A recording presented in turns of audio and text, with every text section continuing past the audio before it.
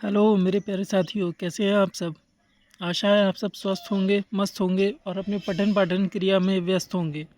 साथियों, जैसा कि आप लोगों को पता है कि यूपीएसआई की वैकेंसीज़ की बहुत काफ़ी हलचल चल रही है।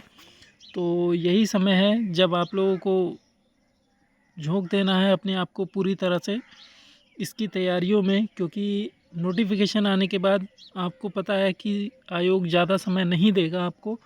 तो मैं यही कहना चाहूँगा कि लगे रहिए अपनी इन तैयारियों में और देखते रहिए ये प्रीवियस ईयर क्वेश्चंस की सीरीज़ को। और आज हम करने जा रहे हैं जीके जीएस का प्रीवियस ईयर क्वेश्चंस का सेट, जिसमें 40 क्वेश्चंस हैं आपके। और चलिए समय को ना गवाते हुए शुरू करते हैं अपनी आज की क्लास को। और आज की क्लास का सबसे पहला क्वेश्चंस है, पीआईएल पर आधारित है। कौन सी चीज़ इनमें से पीआईएल पर आधारित है। क्वेश्चन नंबर ए है अधिकार न्यायशास्त्र, सामाजिक अनुबंध, और ऑप्शन नंबर सी है सामाजिक इंजीनियरिंग। मतलब पीआईएल का जो कॉन्सेप्ट है वो इनमें से कौन सी चीज़ पर आधारित रहता है। तीन चीज़ें आपको दी हुई हैं। अधिकार न्यायशास्त्र पे आधारित है पीआईएल का कॉन्सेप्ट, सामाजिक अनुबंध पे है, सामाजिक इंजीनियरिंग पे है। तो इसका जो राइट आंसर है वो है आपका ऑप्शन नंबर सी। सी का मतलब है, ये जो सी वाला स्टेटमेंट दे रखा है सामाजिक इंजीनियरिंग, इसी पे आपका पीआईएल का कॉन्सेप्ट आधारित है। तो ऑप्शन नंबर सी इसका राइट आंसर है। चलते हैं अपने नेक्स्ट क्वेश्चन की ओर। नेक्स्ट क्वेश्चन कहता है, किसी व्यक्ति द्वारा दिया गया दान आयकर अधिनियम 1961 की कौन सी धारा के तहत कटौती योग्य है।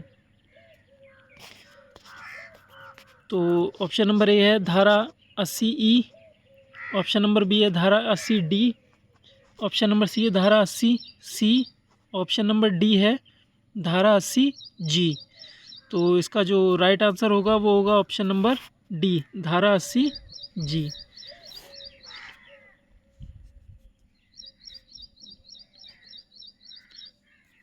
चलिए चलते हैं अपने नेक्स्ट क्वेश्चन पे। Question number 3। क्वेश्चन नंबर 3 है, भूमि अधिग्रहण पुनर्वासन और पुनर्स्थापन संशोधन विधेयक में उचित मुआवजा और पारदर्शिता का अधिकार वर्ष में पेश किया गया था, यानी कौन सी ईयर में पेश किया गया था ये। ऑप्शन नंबर ए है 2000, ऑप्शन नंबर बी है 2010, ऑप्शन नंबर सी है 2015 और ऑप्शन नंबर डी है 2014। तो इसका जो राइट आंसर होगा वो होगा ऑप्शन नंबर सी, 2015। चलिए चलते हैं अपने नेक्स्ट क्वेश्चन पे। क्वेश्चन नंबर 4, निम्नलिखित में से किस संगठन का नारा सर्वत्र सर्वोत्तम सुरक्षा है। इनमें से कौन सी फोर्स ऐसी है जिसका नारा सर्वत्र सर्वोत्तम सुरक्षा है। ऑप्शन नंबर ए है सीमा सुरक्षा बल का नारा है ये, बी है सिख लाइट इन्फेंट्री का है, या फिर भारतीय वायुसेना का है, या राष्ट्रीय सुरक्षा गार्ड का नारा है ये। तो इसका जो राइट आंसर है वो है ऑप्शन नंबर डी, राष्ट्रीय सुरक्षा गार्ड का ये नारा है, सर्वत्र सर्वोत्तम सुरक्षा। दोस्तों, ये सारे के सारे प्रीवियस ईयर क्वेश्चंस हैं और इनको बहुत ही फोकस करके जाना है आपको, क्योंकि और यूपीएसआई की वैकेंसीज़ की काफ़ी हलचल है। एक दो दिन में आपको देखने को मिल ही जाएगी। तो चलिए चलते हैं अपने नेक्स्ट क्वेश्चन पे। Question number 5। क्वेश्चन नंबर 5 है, भारतीय संविधान की उद्देशिका में अब कितनी बार संशोधन किया गया है। उद्देशिका आप जानते हैं,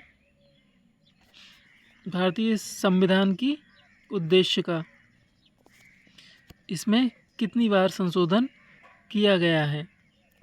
मेरे ख्याल से इस क्वेश्चन का आंसर आपको बहुत अच्छे से पता होगा। तो चलिए फटाफट से ज़रा आंसर बताइए। ऑप्शन नंबर ए है आपका 3, ऑप्शन बी है 5, ऑप्शन सी है 1 और ऑप्शन डी है 8। चलिए फटाफट से बताइए ज़रा इसका आंसर। इसका आंसर है ऑप्शन नंबर सी, यानी कि हमने अपनी उद्देशिका में सिर्फ एक बार संशोधन किया है। चलिए चलते हैं नेक्स्ट क्वेश्चन पे, क्वेश्चन नंबर 6। और क्वेश्चन नंबर 6 कहता है भारतीय संविधान में 10 मौलिक कर्तव्यों को निम्नलिखित में से किस वर्ष जोड़ा गया था। जो 10 मौलिक कर्तव्य जोड़े गए थे वो कौन सी वर्ष में जोड़े गए थे। आप लोग अच्छी तरह जानते हैं कि हमारे उसमें 11 मौलिक कर्तव्य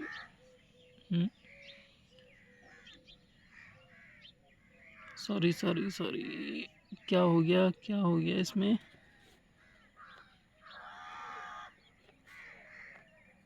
आप लोग बहुत अच्छी तरह से जानते हैं कि हमने अपने संविधान में 42 में संशोधन से 10 मौलिक कर्तव्य जोड़े गए थे और उसके बाद 86 में संविधान संशोधन से एक मौलिक कर्तव्य और जोड़ा था, जिससे टोटल 11 मौलिक कर्तव्य हो जाते हैं हमारे संविधान में। तो इस क्वेश्चन में यही पूछना चाह रहा है कि हमने 10 मौलिक कर्तव्य कौन से संविधान संशोधन से जोड़े गए थे और वो संविधान संशोधन कौन सी ईयर में हुआ था। तो इसका जो राइट आंसर हो जाएगा वो हो जाएगा 1976। 1976 में 42वां संविधान संशोधन किया गया था, जिससे 42nd अमेंडमेंट एक्ट, इससे हमने 10 मौलिक कर्तव्यों को जोड़ा था। अरे यार,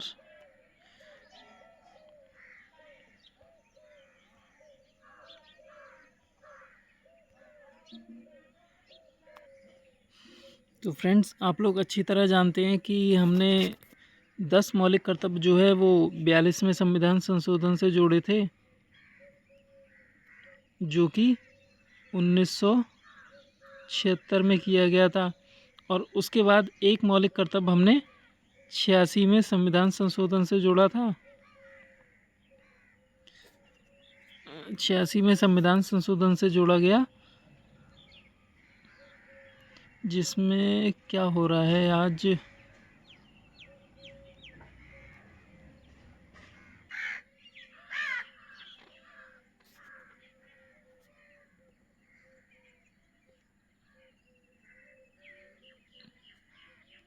माफ़ कीजिएगा दोस्तों, थोड़ा सा ये ज़्यादा लिखने के चक्कर में गड़बड़ हो रही है।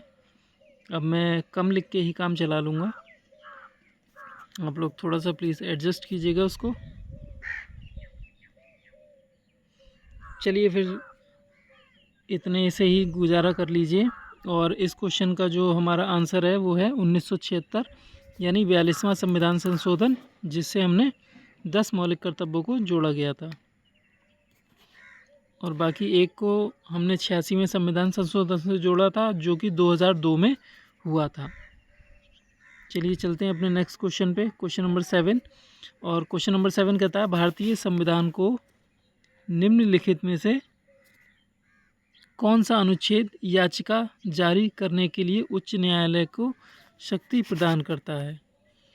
तो इसके ऑप्शंस हैं अनुच्छेद 32, अनुच्छेद 226, अनुच्छेद 56, अनुच्छेद 324।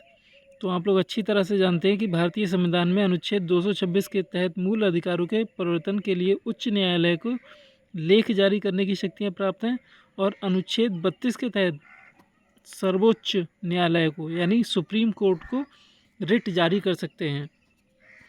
तो इसमें पूछा गया है याचिका जारी करने के लिए उच्च न्यायालय यानी हाई कोर्ट्स की बात कर रहा है, तो हाई कोर्ट्स में हम आर्टिकल 226 के तहत रिट जारी कर सकते हैं।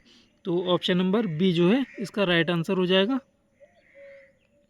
और अगर बात सुप्रीम कोर्ट की करें तो सुप्रीम कोर्ट में आर्टिकल 32 के तहत रिट जारी करने का अधिकार होता है। चलिए चलते हैं अपने नेक्स्ट क्वेश्चन पे। नेक्स्ट क्वेश्चन है हमारा 8th। ग्राम पंचायतों का सामान्य कार्यकाल क्या है।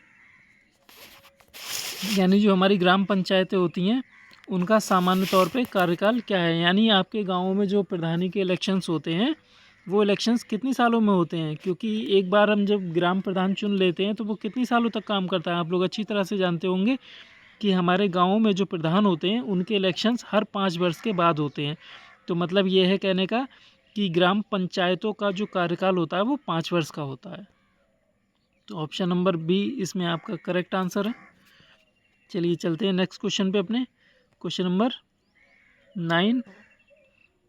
क्वेश्चन नंबर 9 कहता है भारतीय संविधान का निम्नलिखित में से कौन सा अनुच्छेद केंद्र और राज्यों के बीच वैधानिक संबंधों से संबंधित है। यानी कौन से अनुच्छेद में हमको वैधानिक केंद्र और राज्य के बीच वैधानिक संबंध को बताया गया है, किस अनुच्छेद में ये बात कही गई है।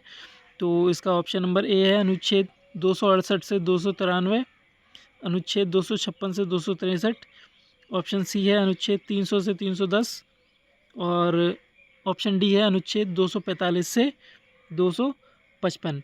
तो इसका जो करेक्ट आंसर होगा वो होगा ऑप्शन नंबर डी, अनुच्छेद 245 से 255 में राज्य और केंद्र के बीच के वैधानिक संबंधों का जिक्र किया गया है। चलिए चलते हैं क्वेश्चन नंबर 10 पे। अखिल भारतीय सेवाओं के जनक के रूप में किसे जाना जाता है। यानी अखिल भारतीय सेवाएं जो है इनके जनक किसे माना जाता है। तो आपका ऑप्शन नंबर जो ए है वो है सरदार वल्लभ भाई पटेल को, ऑप्शन नंबर बी है लाल बहादुर शास्त्री जी को, ऑप्शन नंबर सी है जे बी कृपलानी को, या option number D Jawaharlal Nehru को। तो हम अखिल भारतीय सेवाओं के जो जनक हैं वो सरदार वल्लभ भाई पटेल को मानते हैं। तो ऑप्शन नंबर ए आपका करेक्ट आंसर होगा। चलते हैं अब अपने नेक्स्ट क्वेश्चन पे। Question number 11। संघ लोक सेवा आयोग के अध्यक्ष और अन्य सदस्यों की सेवा की शर्तें कौन निर्धारित करता है। भारत की संसद, उच्च न्यायालय के मुख्य न्यायाधीश, भारत के प्रधानमंत्री या भारत के राष्ट्रपति। तो आप लोग अच्छी तरह जानते होंगे संघ लोक सेवा आयोग के अध्यक्ष और अन्य सदस्यों की सेवा की शर्तें हमारे भारत के राष्ट्रपति जी निर्धारित करते हैं। तो ऑप्शन नंबर डी आपका करेक्ट आंसर होगा। चलते हैं नेक्स्ट क्वेश्चन पे। आपका नेक्स्ट क्वेश्चन है क्वेश्चन नंबर 12। राज्य सूची में मौजूद विषयों में से एक है, क्वेश्चन ही आधा पड़ गया। निम्नलिखित में से कौन सा भारतीय संविधान की राज्य सूची में मौजूद विषयों में से एक है। यानी आपसे राज्य सूची के विषयों के बारे में पूछा जा रहा है, कौन सा राज्य सूची का विषय है, कौन सा संपत्ति सूची का विषय है और कौन सा संघ सूची का विषय है। तो इसमें जो विषय दे रखे हैं ऑप्शन नंबर ए में अंतर्राज्य संगरोध, बीमा, जनगणना या पुलिस। पुलिस आप अच्छी तरह जानते हैं, जैसे हम कहते ही हैं UP police, Maharashtra police, Goa police, मतलब पुलिस जो है वो राज्य सूची का विषय है। बाकी जनगणना, बीमा और ये अंतर्राज्य संगरोध ये सारे संघ सूची के विषय हैं। तो इसका ऑप्शन नंबर डी जो है वो राइट आंसर है। चलते हैं नेक्स्ट क्वेश्चन पे। 13वें क्वेश्चन पे, किस संवैधानिक संशोधन ने मंत्रिपरिषद का आकार लोकसभा के सदस्यों की कुल संख्या का 15% तक सीमित कर दिया था। यानी ये वाली जो बात कही गई है कि मंत्रिपरिषद में लोकसभा के 15% ही मंत्री होंगे, ये बात कौन से संविधान संशोधन से कही गई, मतलब सुनिश्चित की गई है। तो ऑप्शन नंबर ए है 91वें संशोधन से, 99वें, 85वें संशोधन से या फिर 73वें संशोधन। कौन से संशोधन से किया गया था। तो इसका जो राइट आंसर है वो है 91वां यानी 91st संविधान संशोधन से ये बात तय की गई थी कि मंत्रिपरिषद में मंत्री सिर्फ 15% होंगे लोकसभा की संख्या के। ठीक है, तो चलते हैं नेक्स्ट क्वेश्चन पे अपने। क्वेश्चन नंबर 14 और क्वेश्चन नंबर 14 है, किस संवैधानिक संशोधन ने पिछड़े वर्गों के लिए राष्ट्रीय आयोग और संवैधानिक दर्जा दिया है। यानी हमने जो पिछड़े वर्ग के लोग हैं जो पिछड़ा वर्ग आयोग है इसे संवैधानिक दर्जा कौन से संविधान संशोधन से दिया है? ऑप्शन ए है 78, ऑप्शन बी है 102वां, ऑप्शन सी है 85वां या ऑप्शन डी 100वां संविधान संशोधन। तो इसका जो राइट आंसर होगा वो 102वां संविधान संशोधन यानी ऑप्शन नंबर बी जो है आपका राइट आंसर है, क्योंकि इस 102वें संविधान संशोधन से ही हमने पिछड़ा वर्ग आयोग के संवैधानिक दर्जा दिया है। चलते हैं क्वेश्चन नंबर 15 पे, और क्वेश्चन नंबर 15 है आपका, नैदानिक थर्मामीटर द्वारा मापे जाने वाला मानव शरीर का औसत सामान्य तापमान क्या होता है? तो इसमें ऑप्शन नंबर ए है 32 डिग्री सेल्सियस, ऑप्शन बी है 98 degree Celsius, option number C है 40 डिग्री सेल्सियस और ऑप्शन नंबर डी है 37 डिग्री सेल्सियस। दोस्तों, अगर सवाल में डिग्री सेल्सियस में तापमान पूछा जाता है तो डिग्री सेल्सियस में हमारा होता है बॉडी का टेम्परेचर 37 डिग्री सेल्सियस, और अगर फ़ारेनहाइट में पूछा जाता है तो वो 98 होता है, 98 डिग्री फ़ारेनहाइट। तो यहाँ पे आप यूनिट का बहुत अच्छे से ध्यान रखें, क्योंकि कहीं ऐसा ना हो कि क्वेश्चन डिग्री सेल्सियस में पूछ रहा है और उसने 98 जैसा कि इसमें दे रखे हैं ऑप्शंस 98 डिग्री सेल्सियस और 37 दोनों दे रखे हों और आप 98 लगा के चले आए, क्योंकि डिग्री सेल्सियस में अगर आपने 98 डिग्री लगाया तो आंसर रॉन्ग हो जाएगा, क्योंकि 98 डिग्री फ़ारेनहाइट होता है ना कि सेल्सियस में 37 डिग्री सेल्सियस होता है। ठीक है, इस चीज़ का ध्यान रखिएगा अच्छे से। चलते हैं क्वेश्चन नंबर 16 में, कौन सी फसल जिसे गोल्डन फाइबर के रूप में भी जाना जाता है इसको नायलॉन द्वारा प्रतिस्थापित किया जा रहा है? यानी ऐसी हमारी कौन सी फसल है जिसे गोल्डन फाइबर कहा जाता था जिसको आजकल हम नायलॉन से प्रतिस्थापित यानी सब्सटीट्यूट करने में लगे हुए हैं? तो ऑप्शन ए है प्राकृतिक रेशम, काली कपास, जूट या अरंडी। तो आप लोगों को अच्छी तरह से पता होगा जूट जिसे कहते हैं उसको हम गोल्डन फाइबर कहते हैं। भले ही आपको इसमें ये पता ना हो कि हम नायलॉन से प्रतिस्थापित कर रहे हैं, लेकिन आपको इतना तो पता होगा गोल्डन फाइबर किसे कहते हैं, जूट को कहते हैं गोल्डन फाइबर। तो option number C correct answer है। चलिए चलते हैं नेक्स्ट क्वेश्चन पे, क्वेश्चन नंबर 17। क्वेश्चन नंबर 17 कहता है, यूनियन कार्बाइड फैक्ट्री से औद्योगिक आपदा में घटित हुई थी, यानी कौन सी घटना घटित हुई थी? ऑप्शन ए है हैदराबाद, ऑप्शन बी है भोपाल, ऑप्शन सी है पटना, ऑप्शन डी है नागपुर। आपने भोपाल गैस ट्रेजेडी के बारे में सुना होगा, तो ये उसी ट्रेजेडी की बात कर रहे हैं। तो इसका right answer option number B Bhopal हो जाएगा, जिसमें यूनियन कार्बाइड गैस लीक हुई थी।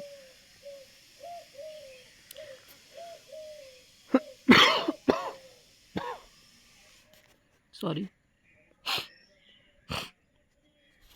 चलते हैं नेक्स्ट क्वेश्चन पे, क्वेश्चन नंबर 18। और क्वेश्चन नंबर 18 कहता है, निम्नलिखित में से कौन से विटामिन की कमी से रतौंधी रोग होता है जो मानव में पूर्ण दृष्टिहीनता का कारण बनता है?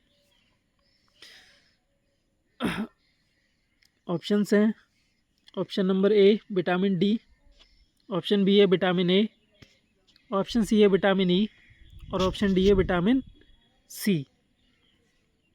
और इसका जो राइट आंसर है वो है विटामिन ए। और फ्रेंड्स, इस क्वेश्चन को टिक करने के लिए आप लोग अच्छे से सोच सकते हैं कि इसमें जो रतौंधी बीमारी का नाम दे रखा है ये बीमारी आँखों से रिलेटेड है, और आँखों के लिए सबसे बेस्ट विटामिन ए होता है, और विटामिन ए अगर बॉडी में नहीं है तो आँखों से रिलेटेड बीमारी होनी ही होनी है। अब यहाँ पे 4 विटामिन दे रखे हैं, आँखों से डी का कोई संबंध नहीं है, ई का कोई संबंध नहीं है, विटामिन सी का भी कोई संबंध नहीं है। जाहिर सी बात है यहाँ विटामिन ए ही दे रखा है जो सबसे ज़्यादा ज़रूरी है आँखों के लिए, तो आप आँख बंद करके इसको टिक कर सकते हैं अगर आपको नहीं भी जानकारी है तो भी। तो चलते हैं क्वेश्चन नंबर 19 पे। और क्वेश्चन नंबर 19 है हमारा, भारत के लिए अनिर्दिष्ट भविष्य में स्वतंत्र उपनिवेश के स्पष्ट प्रस्ताव की घोषणा किसने की थी? और ये क्वेश्चन आपको याद करना ही पड़ेगा। ऑप्शन ए है लॉर्ड रीडिंग, ऑप्शन बी है विलिंगडन, ऑप्शन सी है इरविन, ऑप्शन डी है विस्काउंट बावेल। तो इसका जो राइट आंसर है मैं आपको सीधे सीधे बता देता हूँ, ऑप्शन सी है इसका राइट आंसर। लॉर्ड इरविन, इसी ने घोषणा की थी।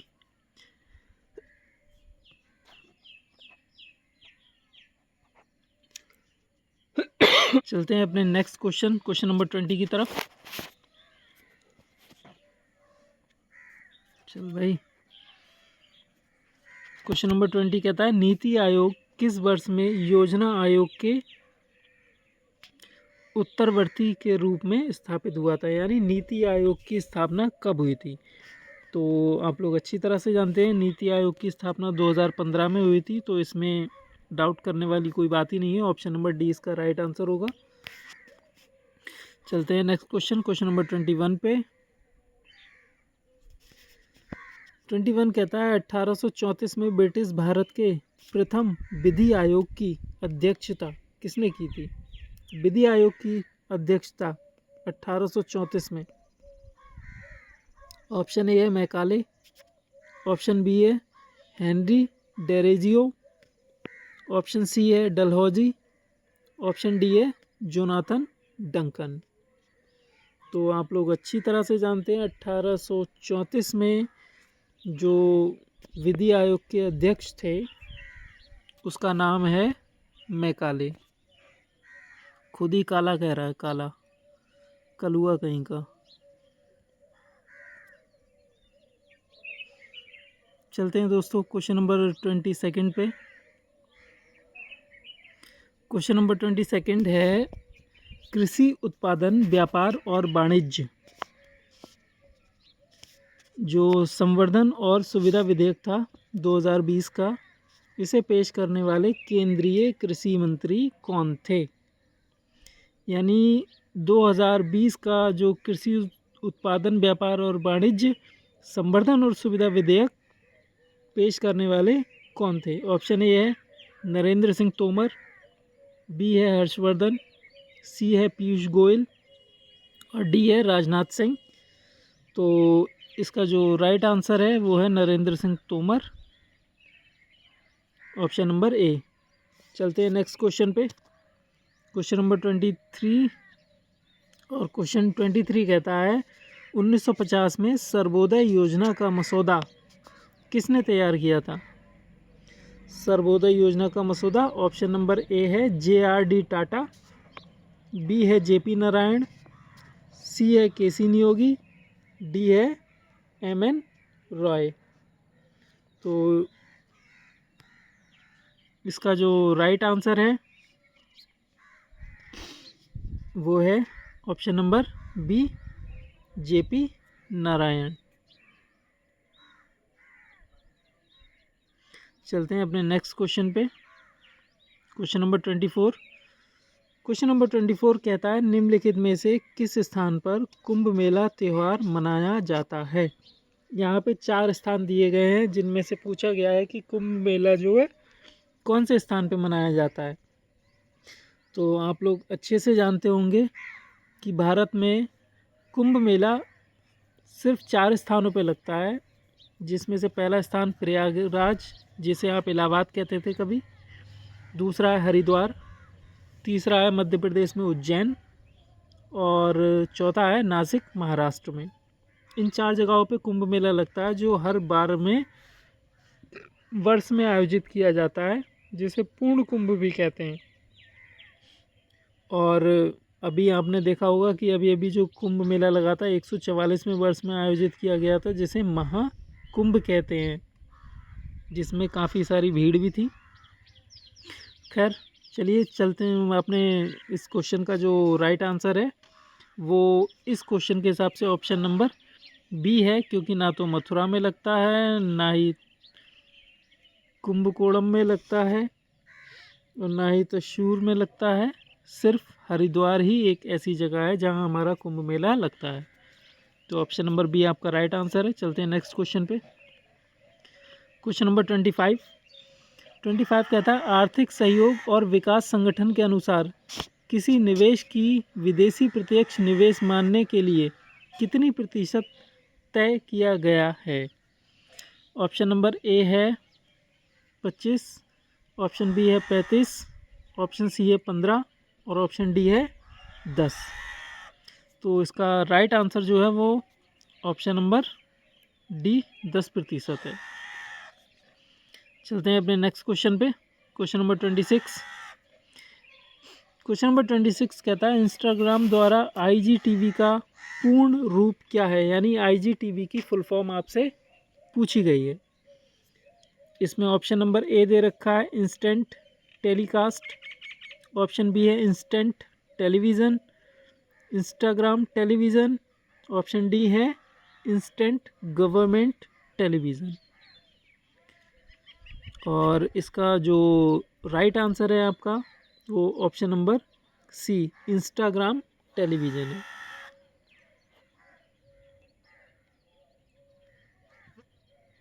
चलते हैं नेक्स्ट क्वेश्चन पे। क्वेश्चन नंबर 27 कहता है रेरा शब्द का पूर्ण रूप क्या है? यानी इसकी भी फुल फॉर्म पूछी गई है, RERA की। ऑप्शन ए कहता है रियल एस्टेट अथॉरिटी, बी कहता है real estate redevelopment authority, option C कहता है real estate review authority, option D है रियल एस्टेट रेगुलेटरी अथॉरिटी। तो इसका जो राइट आंसर है वो है option number D real estate regulatory authority. चलते हैं नेक्स्ट क्वेश्चन पे। क्वेश्चन नंबर 28 पूछ रहा है मानव अधिकार दिवस 2020 का विषय क्या था? क्वेश्चन ये पुराना है 2020 का, और अभी अगर आपको अभी के हिसाब से देखें तो 2025 की थीम ज़रूर देख के जाइएगा। फिलहाल इस क्वेश्चन के हिसाब से इसका आंसर ऑप्शन नंबर सी बेहतर पुनर्प्राप्ति मानव अधिकारों के लिए खड़े हो जाओ, recover best stand up for human rights. यानी थीम हमारी इसकी ये है, recover best stand up for human rights. इसका अर्थ ये समझाया गया है। तो ऑप्शन सी हमारा जो है वो राइट आंसर है। चलते हैं अपने नेक्स्ट क्वेश्चन नंबर 29 पे। और क्वेश्चन नंबर 29 है डैश डैश डैश की स्थापना 2014 में ब्रिटेन, एस्टोनिया, इज़राइल, दक्षिण कोरिया और न्यूजीलैंड द्वारा अपने नागरिकों के लिए जीवन की गुणवत्ता बढ़ाने के लिए डिजिटल तकनीकों से जुटाने के लिए की गई थी। किसकी स्थापना की गई थी इस कामों के लिए? ऑप्शन ए कह रहा है डेमोक्रेसी समिट, ऑप्शन बी कह रहा है digital global partnership, option C कह रहा है डेमोक्रेसी 10 और ऑप्शन डी है डिजिटल नेशंस। तो इसका राइट आंसर जो है वो ऑप्शन नंबर डी है डिजिटल नेशंस। चलते हैं अपने नेक्स्ट क्वेश्चन पे। क्वेश्चन नंबर 30 और क्वेश्चन नंबर 30 है वैश्विक लैंगिक अंतराल सूचकांक 2020 में कौन सा देश शीर्ष पर है? लैंगिक अंतराल सूचकांक में तो ऑप्शन ए है Ireland, option B Canada, option C संयुक्त राज्य अमेरिका, ऑप्शन डी ऑस्ट्रेलिया। और इसका जो राइट आंसर है वो है ऑप्शन नंबर ए आइसलैंड, जो है हमारा टॉप पर है। चलिए चलते हैं नेक्स्ट क्वेश्चन नंबर 31 पे। और क्वेश्चन नंबर 31 कहता है वैश्विक आतंकवाद सूचकांक किस संगठन द्वारा जारी किया जाता है? आतंकवाद सूचकांक, इसमें संगठन का नाम बताना है। ऑप्शन ए में दे रखा है economic intelligence unit, option B संयुक्त राष्ट्र सुरक्षा परिषद, option C Amnesty International, option D Institute for Economics and Peace. तो इसका आंसर जो है आप अपने कॉमन सेंस से ही लगा सकते हैं, क्योंकि बात आतंकवाद सूचकांक की है तो आतंकवादी किसी को भी पसंद नहीं है। जहाँ भी आतंकवादी हमले करते हैं वहाँ पे लोग बहुत जल्दी पीस पीस पीस पीस चिल्लाने लगते हैं, यानी शांति शांति। और पीस से रिलेटेड बातें हमारा ऑप्शन नंबर डी कर रहा है, Institute for Economics and Peace. Peace मतलब शांति, ये किसी चीज़ का टुकड़ा नहीं है पीस, ये वो वाला पीस है जिसको शांति कहते हैं हिंदी में। तो ऑप्शन नंबर डी हमारा राइट आंसर हो जाएगा। चलते हैं क्वेश्चन नंबर 32 पे। और क्वेश्चन नंबर 32 हमारा कहता है एक एल्गोरिदम के दृश्य निरूपण को क्या कहा जाता है। उसको लूप कहते हैं, फ्लो चार्ट कहते हैं, ब्लॉक डायग्राम कहते हैं, या फिर एरे कहते हैं। तो इसका जो राइट आंसर है वो है ऑप्शन नंबर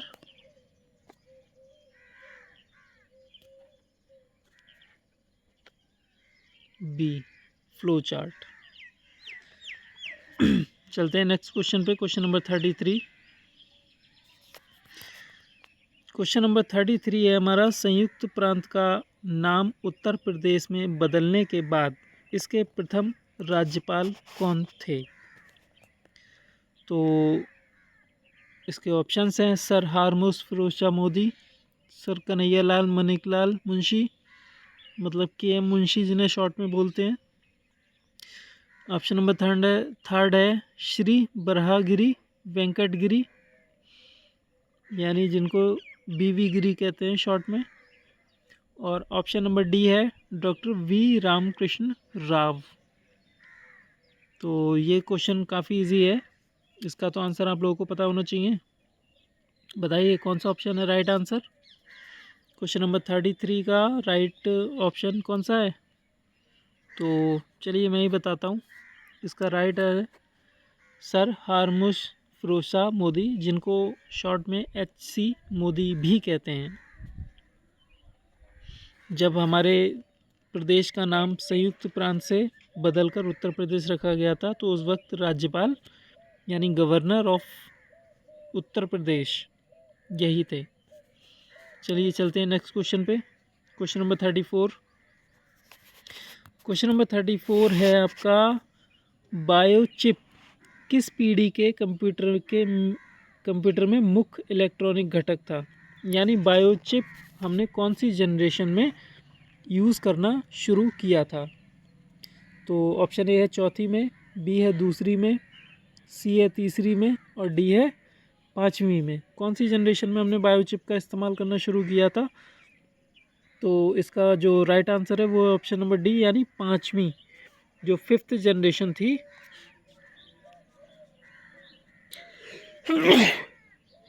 हमने बायोचिप का इस्तेमाल 5वीं जनरेशन में शुरू किया है। तो इस हिसाब से हमारा जो ऑप्शन नंबर डी है दैट इज़ राइट आंसर। चलिए चलते हैं नेक्स्ट क्वेश्चन पे, क्वेश्चन नंबर 35। क्वेश्चन नंबर 35 है, राज्य शैक्षिक अनुसंधान और प्रशिक्षण परिषद SCERT उत्तर प्रदेश की स्थापना किस वर्ष की गई थी। ऑप्शन ए है 1981, बी है 1975, सी है 1990, डी है 1986। और इसका जो राइट आंसर है वो 1981, यानी ऑप्शन नंबर ए।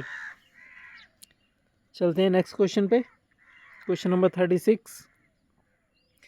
क्वेश्चन 36 कहता है, बुद्ध के जीवन की किस घटना को शब्द पद यानी धर्म चक्र परिवर्तन के परिभाषित किया जाता है। यानी हम गौतम बुद्ध की जीवन की किस घटना को धर्म चक्र परिवर्तन कहते हैं।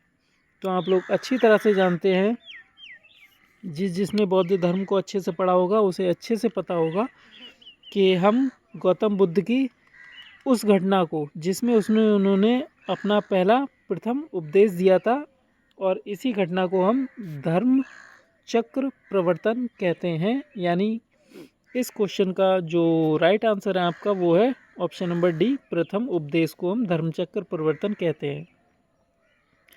चलते हैं क्वेश्चन नंबर 37 की तरफ। और क्वेश्चन नंबर 37 कहता है आपका, किस पुर्तगाली शासक ने गोवा में सती प्रथा को समाप्त किया था? ऑप्शन ए है पेड्रो अल्वारेज कैबूल ने, ऑप्शन नंबर बी है Francisco de Almeida, option C है Afonso de Albuquerque, option D है वास्को डेगामा। तो इस क्वेश्चन नंबर 37 का जो राइट आंसर है वो है option number C, Afonso de Albuquerque. यही वो पुर्तगाली शासक था जिसने गोवा में सती प्रथा को समाप्त किया था। अल्बुकर्क ने गोवा में सती प्रथा को समाप्त करने वाला अल्बुकर्क।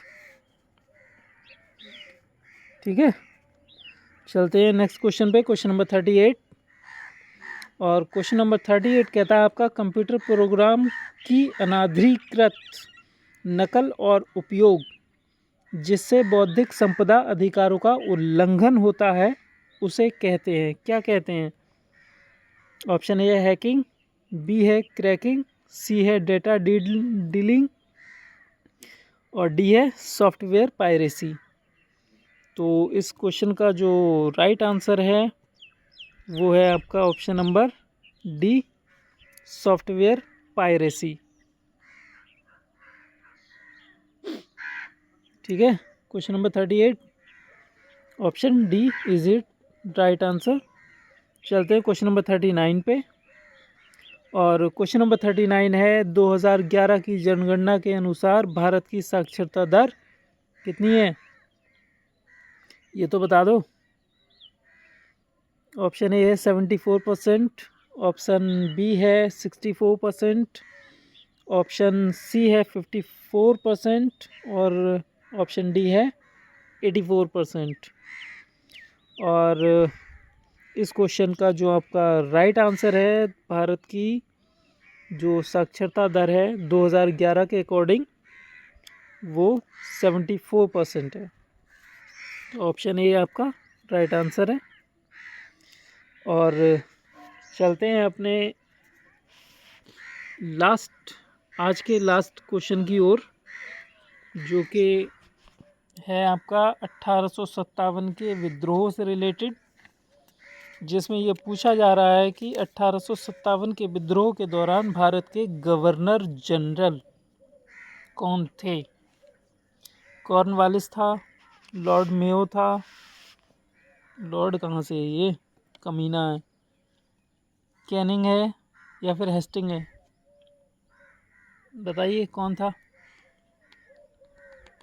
तो इसका जो राइट आंसर है, इस कमीने का नाम लेने का भी मन नहीं है लेकिन आपके आंसर के लिए बता देता हूँ, कैनिंग था। राइट आंसर आपका ऑप्शन नंबर सी है, कैनिंग। और ये थे हमारे आज के 40 क्वेश्चंस। उम्मीद है आप लोगों को ये मेहनत पसंद आई होगी और क्लास अच्छी लगी होगी। और वैसे भी अब तो यूपीएसआई की वैकेंसीज़ आने का बहुत बेसब्री से इंतज़ार है और हो सकता है 1-2 दिन में आपको वैकेंसीज़ मिल भी जाएं देखने को। तो लगे रहिए और तपते रहिए, क्योंकि आग में तपने के बाद ही कुंदन बनता है। तो आप लोगों को भी अगर सक्सेस पानी है तो मेहनत तो करनी पड़ेगी। और ये थी हमारी आज की क्लास। अगर मेहनत पसंद आई हो तो वीडियो को एक लाइक कर दीजिए और अपने दोस्तों में शेयर कीजिएगा, और हो सके तो चैनल को सब्सक्राइब कीजिएगा ताकि आपको आने वाली क्लासेस की नोटिफिकेशंस मिलती रहें और नई नई अपडेट्स जो चैनल पे हैं वो आपको मिलती रहें। और ये थी आपकी आज की क्लास। मिलते हैं अगली वीडियो में, तब तक के लिए बाय बाय, टाटा और आप लोगों का धन्यवाद।